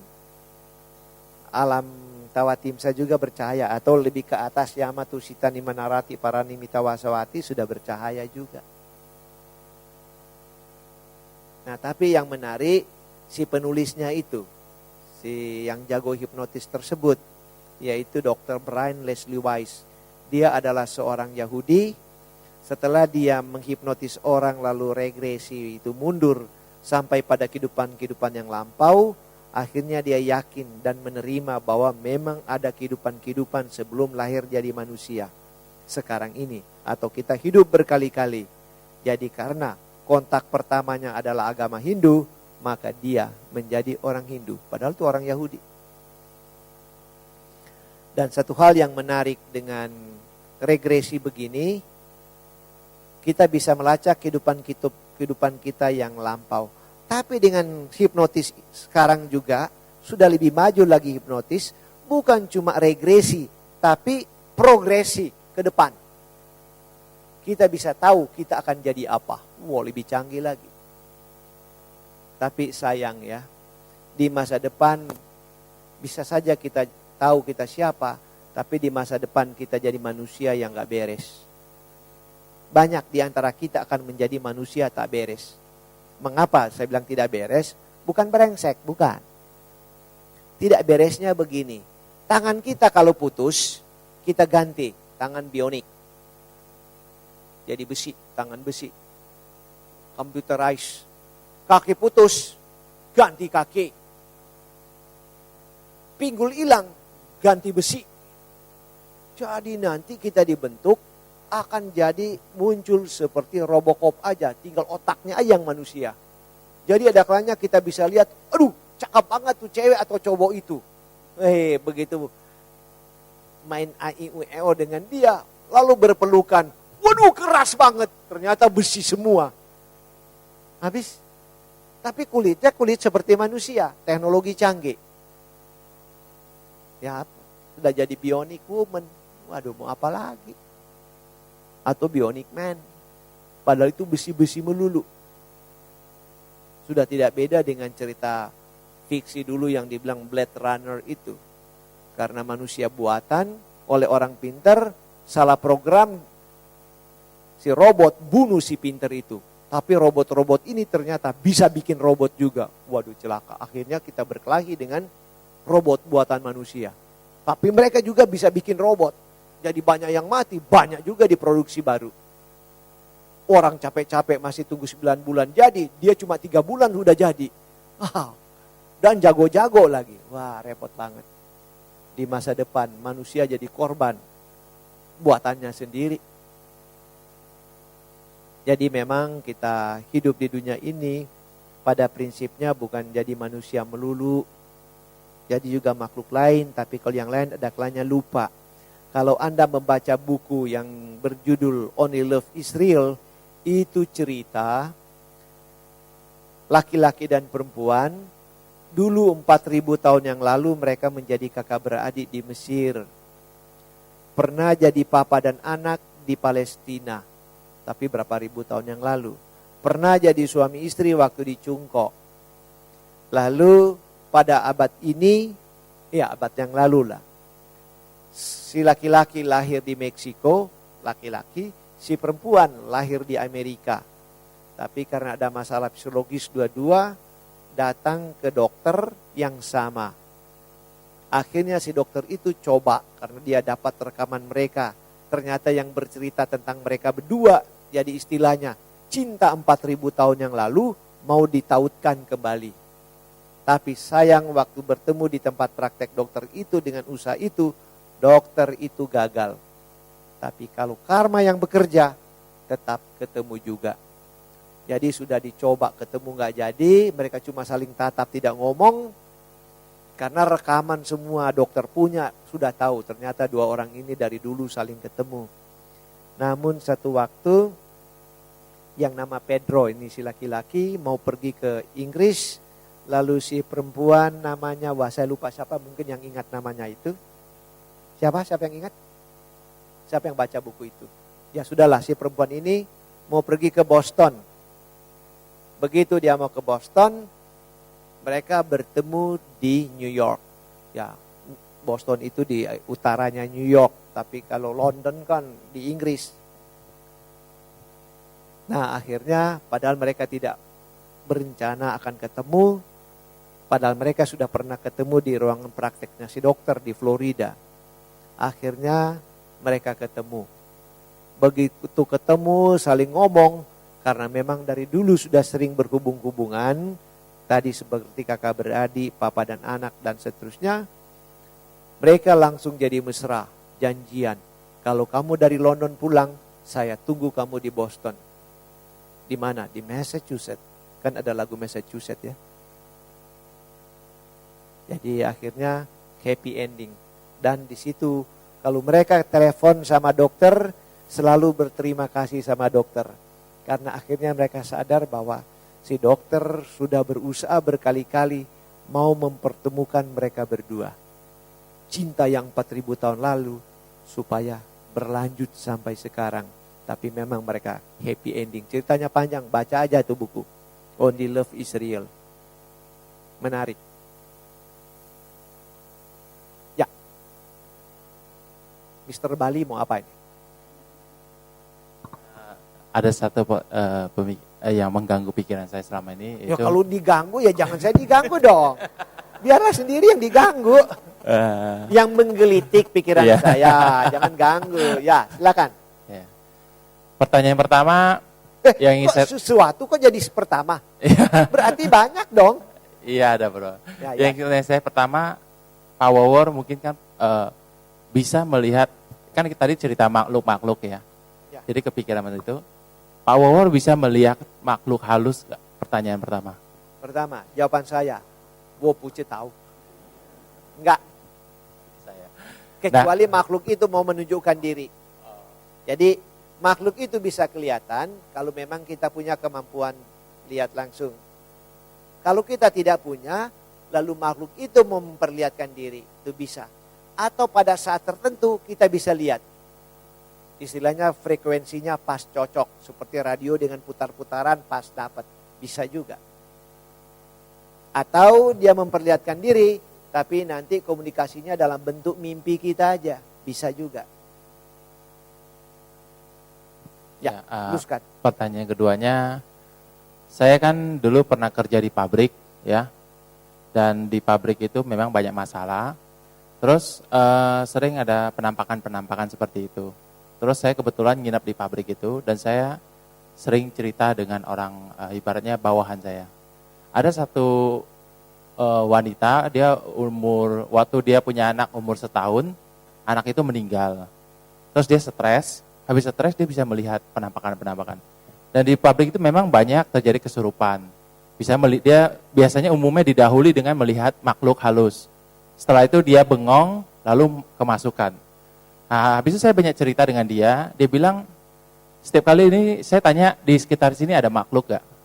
Lalu wanita itu bilang ada Pak. Biasanya umumnya makhluknya itu anak kecil dan gadis, 2 orang baju merah, baju putih. Cuman yang saya dengar dari cerita dia itu, anak kecil itu seolah-olah suka bermain di pabrik itu. Dan orang sedang bekerja, kan pabriknya 24 jam. Orang sedang bekerja, anak kecil itu suka seperti main-main seperti anak kecil. Seperti orang lagi, tapi orang itu nggak bisa melihat. Tapi anak kecil itu bisa melihat orang itu. Dia suka main-main begitu. Terus gadis itu suka memerhati orang kerja, setan itu satu. Kedua, terus saya pernah melihat teman-teman saya juga yang melihat makhluk halus itu, ada yang bisa melihat di rumah dia itu sering ada mas-mas duduk di kursi. Jadi pertanyaan saya, apakah makhluk itu bisa melihat kita? Satu. Kedua, benda-benda yang di sekitar keliling kita itu, apakah dia juga bisa melihat, misalnya kursi, dia bisa duduk di sana, dan segala-gala macam. Pertanyaannya itu, terima kasih. Ya bisa aja, mereka bisa melihat kita. Nah, kita yang banyak kali tidak bisa melihat. Sebab itu makhluk itu di mana-mana banyak. Jadi kalau ada sepasang merpati berdua-duaan di bawah pohon toge, banyak makhluk yang nonton tuh, mau mulai tuh. Apalagi umumnya kita sebagai manusia punya bodyguard, punya guardian angel masing-masing. Jadi kemana-mana ada kalanya kita memang diikuti oleh makhluk itu. Jadi kalau kita buat macam-macam, banyak saksinya. Nah kalau sepasang merpati lagi mulai, sekurang-kurangnya 2 guardian angel lagi nunggu. Tuh bos-bos kita udah mau mulai tuh, itu lucu tuh. Nah belum makhluk-makhluk yang ada di sekitar situ. Banyak makhluk di alam ini. Jadi tidak ada perbuatan kita yang tidak disaksikan atau diketahui oleh makhluk lain. Nah karena kita tidak lihat, kita anggap mereka tidak ada. Padahal mereka lagi nonton. Nah mungkin mereka sudah bikin CD-CD atau VCD kali gitu tentang kita. Kita aja nggak tahu. Nah itu konyolnya kita, karena kita bodoh kan. Jadi mereka bisa lihat. Nah yang jadi persoalan adalah, kalau di rumah ada kalanya ada makhluk begitu lalu kelihatan ada anak yang nangis, lapor mamanya, "Ma, sering itu ada om datang di sini." Saya takut. Lalu si mama berpendapat bahwa makhluk itu pengganggu. Tunggu dulu, siapa yang mengganggu siapa? Karena tadinya daerah itu situ misalnya hutan. Lalu dijadikan real estate. Nah makhluk itu masih tetap situ. Begitu kita bangun rumah, ya dia di situ. Sebelum kita beli rumah itu, dia sudah di situ. Memang dia penunggu di situ. Jadi kalau dia muncul kita lihat lalu merasa terganggu, sesungguhnya yang mengganggu dia atau kita yang ganggu dia? Siapa yang mengganggu? Ya kita. Tapi manusia kan egois, menganggap diri benar melulu. Sebenarnya kalau dia cuma muncul-muncul begitu lihat langsung tanya, "Sudah lama di sini?" Iya kan? Dan begini, karena kadang-kadang kita keluarga ini keluar kota, tolong liatin dong. Kamu memang di sini kan? Liatin dong. Jadi kalau ada yang masuk, bikin dia nggak lihat apa-apa aja di sini ya. Mari kerja sama aja. Atau kalau sudah bisa komunikasi dengan baik, kita tanya, "Kamu tahu enggak kalau besok mau jadi apa? Atau lusa mau jadi apa?" Kalau dia bilang lusa dia jadi apa? Bagus. Kenapa? Besok itu dolar naik atau turun. Gitu kita tanya aja. Tapi memang dia tinggal di situ. Kita nggak usah usir, bilang aja kamu tinggal di sini. Kalau om dan tante tanya, "Jadi kamu sering lihat saya bikin PR dengan istri saya?" Dia bilang, "Iya, biasa. Dari dulu juga aku tahu." Nah, mau dibilang apa? Nggak usah dimarahin. Kalau perlu kerjasama saja. Tapi celakanya kita sudah salah persepsi, diajar dengan ajaran beda-beda atau cerita macam-macam, dianggap mereka itu musuh. Kenapa mengatakan dia musuh? Biarin aja. Saya sering di satu tempat, saya tidak bilang tempat itu di mana. Ada kalanya memang saya tidak tidur di rumah, malah tidur di tempat itu. Aduh, yang datang ke situ suka bilang, aduh Pak Wor, masa nggak tahu? Di sini ada kalanya yang jalan itu kan nggak punya kepala kan? Ada banyak model yang di sini tinggal di sini. Saya bilang biarin aja lah, saya bobo sini nggak diganggu. Kalau dia memang di situ ya biarin aja dia happy di situ. Itu dia nggak ganggu saya. Dan saya pasrah. Kalau mau ganggu masa bodoh, saya bobo aja lah. Itu aja saya bilang. Tapi sebelum dia ganggu saya, tentu saja saya sudah bertekad pada diri saya, bukan baru kali itu. Sejak lama saya bertekad, kalau saya mau tidur saya baca parita. Nah lu, aku sudah ngajar dhamma sama kamu, kamu ganggu saya, ya karma kamu yang lebih jelek dari saya dong. Karena saya sudah janji, kalau saya belum baca parita, saya tidak boleh tertidur. Mesti baca parita dulu. Itu saya punya disiplin. Nah, kalau you mau baca apa, saya tidak tahu, terserah. Kapan mau baca apa, mau parita apa, terserah. Itu urusan pribadi, individual interest. Ini cuma cara saya mau melatih diri saya, supaya saya mendisiplinkan diri saya. Dan saya perbiasakan baca parita itu otomatis. Sampai ada kalanya saya mimpi buruk dulu. Saya suka mimpi buruk, tapi mulut ternyata sudah baca parita. Padahal lagi mimpi itu, baca parita. Begitu buka mata, mulut masih nyanyap parita itu. Nah kenapa? Dilatih otomatis. Jadi perbiasakan. Baik, masih berlanjut? Ya. Dah, sebelah sini sekarang. Silakan. Ya, cuma mic-nya itu loh. Ya, tolong dioper ke belakang dikit.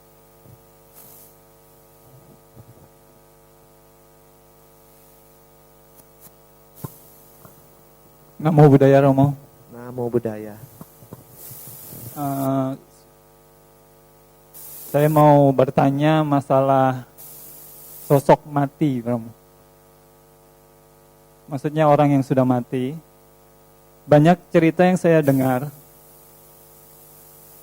bahwa orang yang sudah meninggal itu bila dilihat oleh orang pintar, dia bisa setelah meninggal dia bisa balik lagi ke rumahnya, menemui keluarga-keluarganya. Yang jadi pertanyaan saya, kalau memang dia terlahir, anggap saja di alam peta, Romo, apakah wujudnya sama dengan pada saat dia hidup sebagai manusia? Hingga orang yang melihat bisa kenal dengan dia. Itu saja, Romo. Terima kasih. Kalau seseorang terlahir kembali jadi peta, ya bisa dia berubah. Tapi kalau dia ingat cepat rumahnya, dia bisa datang. Karena dia menunggu keluarganya berbuat kebajikan kepada dia. Kalau kita lihat gambaran cerita-cerita tentang peta watu, ada yang tampangnya jelek. Jadi ada peta tapi bukan Paradatu Pajika peta. Ada peta yang begitu ada orang itu mati, dia jadi peta, kepalanya itu dipalu terus-terusan dengan palu panas. Jadi ya itulah karena karmanya dia, jadi kepalanya itu dipalu aja oleh ribuan palu, baru jadi digebuk, jadi lagi, gebuk lagi begitu terus-terusan, jadi meringis aja kesakitan. Tapi kalau dia cuma peta Paradatu Pajika peta, tampangnya cuma menyedihkan, kelaparan, kehausan, atau kepanasan. Nah kalau Paradatu Pajika peta, kita sebagai keluarga bisa bantu. Tapi kalau peta yang lain gak bisa. Ada macam-macam peta. Nah kita membantu peta kita yang kita kenal dengan Patidana, yaitu berbuat baik atas nama mereka. Nah kenapa mereka bisa ditolong? Karena memang mereka sudah datang ke rumah familinya atau keluarganya itu. Sebab itu muncul ada suta yang namanya Tirokuda Suta. Tirokuda artinya dinding-dinding. Kenapa bilang begitu? Sebab peta-peta itu bekas keluarga kita sudah datang di sekitar kita, tinggal di dinding-dinding. Sebab itu dibilang tiro kuda. Jadi ada yang di gerbang pintu, ada yang di jalan, menunggu keluarganya berbuat kebajikan atas nama mereka. Nah, apa yang mereka dapat? Mereka tidak dapat langsung dari perbuatan kita, tapi efeknya yaitu kalau dia ada banyak peta di situ, lalu kita berbuat atas nama mereka, nanti peta yang keluarga kita bilang, gara-gara gua mereka berbuat kebajikan. Maka peta keluarga kita itu memunculkan mudita cita di batinnya sendiri. Jadi perbuatan karmanya karma di otaknya, karma pikiran. Nah, walaupun ini kecil, membuat dia senang, dia tersenyum. Gara-gara gua dia bikin kebajikan. Nah, ini karma sedikit, tapi untuk peta itu penting. Jadi ibaratnya, kalau ada orang kaya, dikasih uang 10.000, saya kira dia merasa nggak enak sendiri terima yang 10.000 rupiah itu. Tapi kalau orang sudah kere dikasih 10.000, waduh, makan berpesta dia itu. Untuk ukuran dia. Nah, itulah peta begitu. Dia dapat bagaikan orang memang sudah kelaparan dan payah, dikasih kopi 1 gelas. Wah, sia-sia ini dia bilang, kalau tidak percaya tanya. Itulah. Jadi penampilan mereka ada kalanya tidak dikenal, tapi kalau kita melihat dia, kita tahu. Sebab itu, ada kalanya kalau kita mau tahu orang yang kita ketemu itu pernah ada hubungan dengan kita, apabila kita mau bertatapan dengan dia dan melihat matanya. Itu bisa di situ. Ada hal-hal tertentu yang kita akan rasakan sendiri. Jadi kenangan masa dulu yang familiar dengan orang itu bisa muncul kembali. Jadi siapa tahu dia itu. Nah, sebab itulah muncul lagi kata-kata tadi. Dari mana datangnya cinta? Dari mata turun ke hati. Karena saling lihat sih. Nah, kecuali yang main chatting di komputer nggak saling lihat, tapi ada Facebook kan. Ya, tapi dilihat di atas sendiri, padahal di kakinya itu buntung kan, repot. Nah, itulah. Jadi kalau sudah saling tatap itu bisa merasakan ada sesuatu familiar dengan yang bersangkutan. Jadi tapi memang, nah ini saya kasih contoh cerita. Ada orang saya kenal baik, dulu juga saya pernah ceritakan. Dia itu memang sakit jantung. Kerjaannya itu membuat poster-poster, memang pintar melukis. Jadi perusahaan-perusahaan banyak order pada dia, tapi temannya yang cari order. Dan biasanya temannya itu datang ke rumah dia itu sudah malam. Nah, pada satu waktu rupanya sakit jantungnya kambuh, dia menyuruh pembantunya memanggil dokter yang dekat saja rumahnya, cuma beda 2 atau 3 rumah dari situ. Dan memang dokter itu sudah bilang dia bersedia dipanggil. Dan memang sudah sering dipanggil. Jadi dia mau keluar, namun perasaannya tidak enak. Jadi dia katakan pada pembantu, nah pembantunya memang cuma biasa datang aja pulang. Jadi ini teman ini memang tinggal sendirian dia. Dia bilang tolong panggil dokter. Nah, si pembantu sudah mengerti, cuma bilang tunggu tuan, saya lagi cuci piring walaupun cuma sedikit, selesai dulu ya.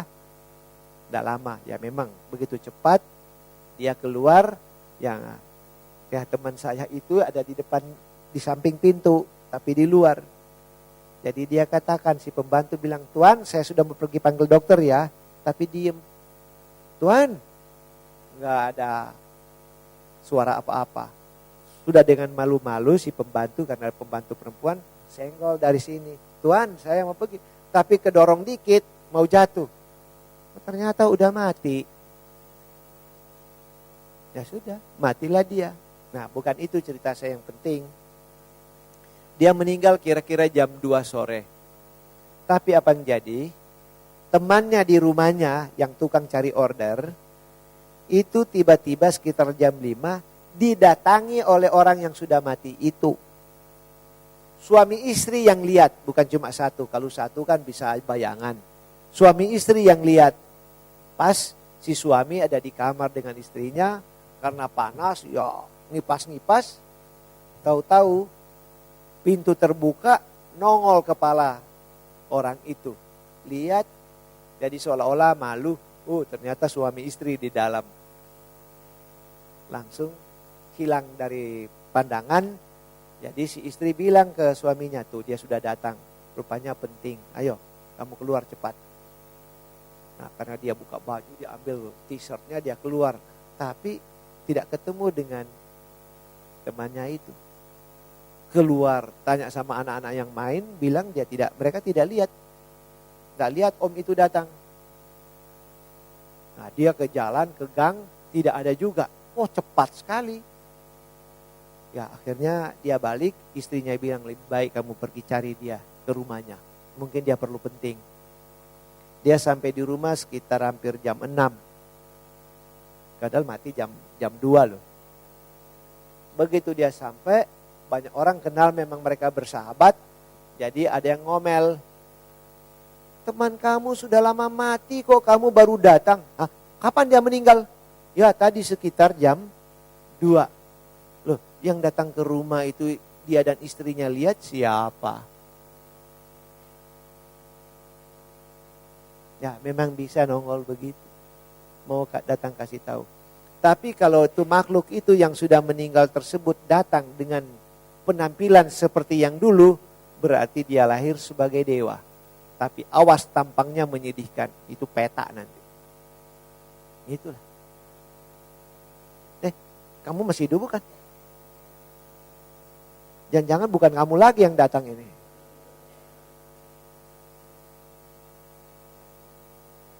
Ya, oh malah dari depan. Satu pertanyaan terakhir ya.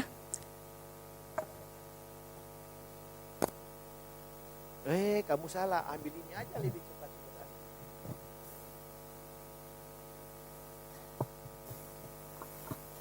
Malam Romo, nama budaya. Nama budaya. Waktu itu kan ada diceritakan bahwa yang sering mengganggu manusia itu sebenarnya di alam Catumaharjika situ. Yang suka mengganggu, yang jahil, suka jahil. Kebanyakan malah dari alam peta itu jarang mengganggu.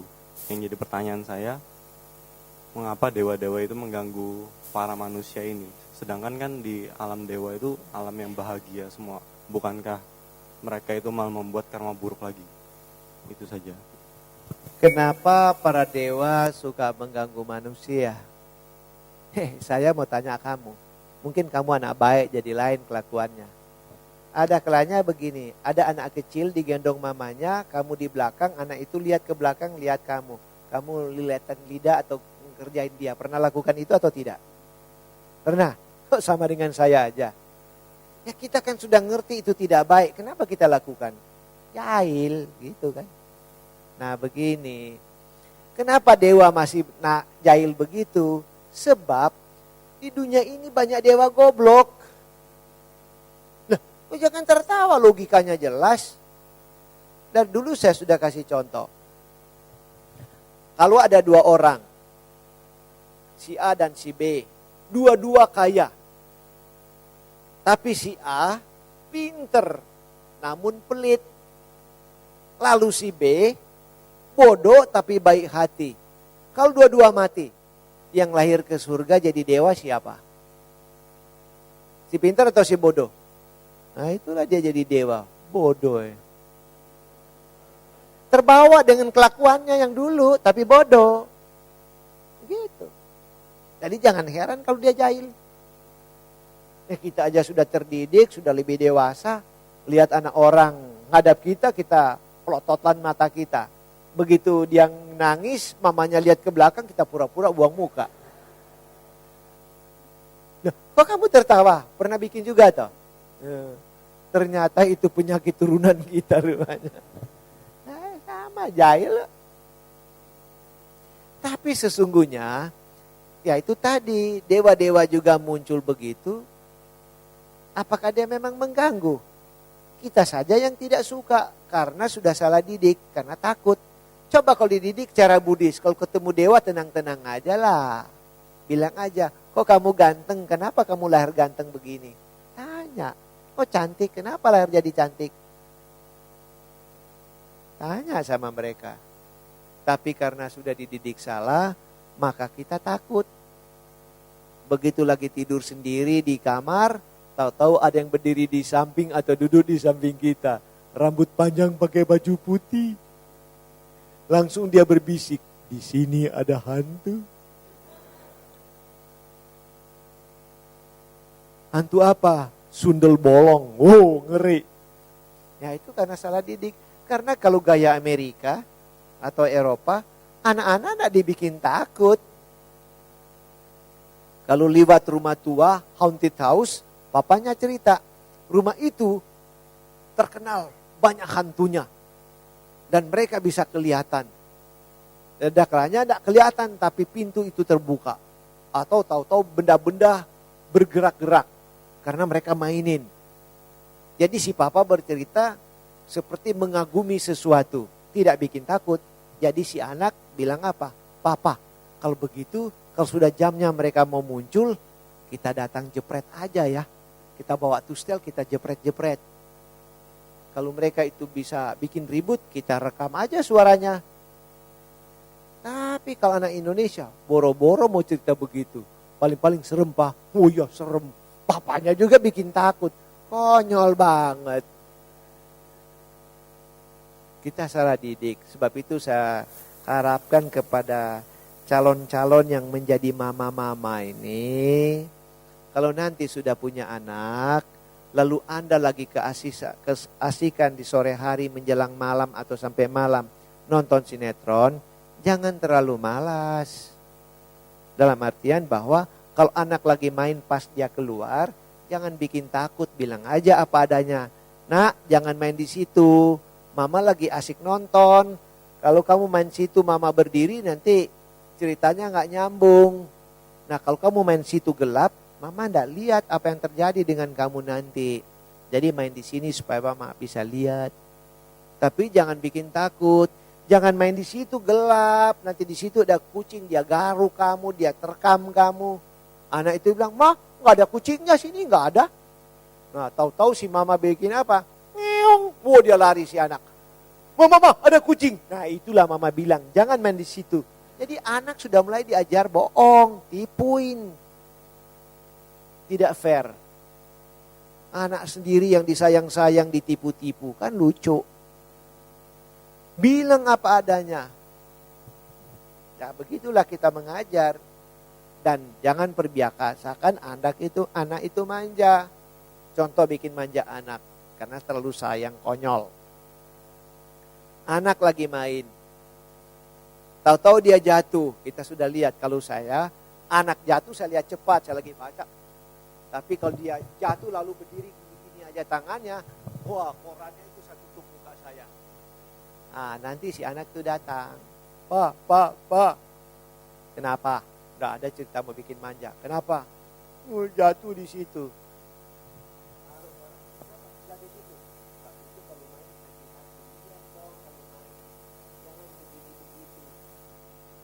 Pergi main lagi. Tapi jangan. Aduh kesian, kenapa kamu jatuh? Kita datang ke tempat itu, pukul itu kursi karena dia jatuh gara-gara senggol kursi. Nakal kursi ini, kasih jatuh sama dedek, gini-gini. Jadi dia selalu pikir, kursi yang salah, bukan aku. Salah, bilang apa adanya. Sebab itu pakai mata, kalau main kamu tabrak, itu jatuh. Jangan bohongin. Nanti setelah besar, dia kerja gaji nggak cukup, dia korupsi. Dia bilang bukan salah saya, salah perusahaan. Siapa suruh kasih gaji kecil. Nah, maling mentalnya. Karena ngajar salah sih. Jadi bilang aja apa adanya, jangan kasih manja. Kita bermain real. Jadi jangan juga bikin takut anak. Tapi bagaimana si mama, saking marahnya sama anak dianggap nakal sampai marah-marah. Dasar kamu anak setan. Wah, kalau anak itu sudah belajar sama Doraemon sampai sekarang kan film Doraemon sampai sekarang masih ada, sudah 20 tahun lebih loh. Nanti dia jawab, "Mama, saya anak setan." Jadi mama apa? Setan gedenya.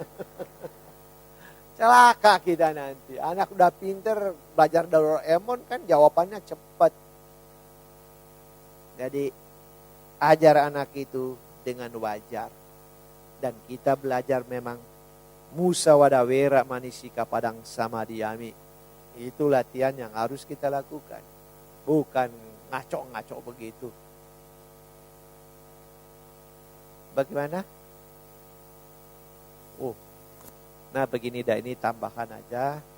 Bagi mereka yang malu-malu bertanya padahal kepingin bertanya, tulis aja dari rumah, tinggal setor aja di sini. Biarlah surat-surat kaleng tanpa nama, nggak apa-apa. Yang penting pertanyaan Anda.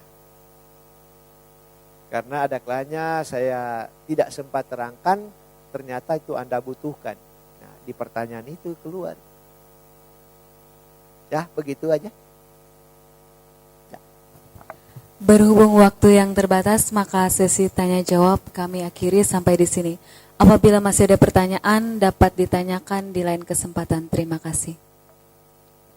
Kami atas nama Panitia Acara Sebulan Pendalaman Dhamma Perayaan Trisuci Waisak 2553 Buddhis Era tahun 2009 dan Daya Kasaba Wihara Dhammadipa Surabaya, mengucapkan terima kasih dan anumodana atas kesediaan Romo Pandita Cornelis Wowor yang telah berkenan hadir pada acara kita pada malam hari ini.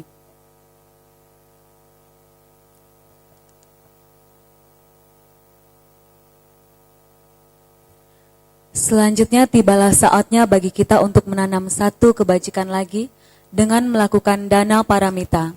Selama beredarnya kantong dana, para umat diharapkan untuk mengkondisikan pikiran yang baik dan beraditana. Semoga dengan dana yang diberikan membawa kebahagiaan bagi diri sendiri, keluarga, leluhur, dan semua makhluk.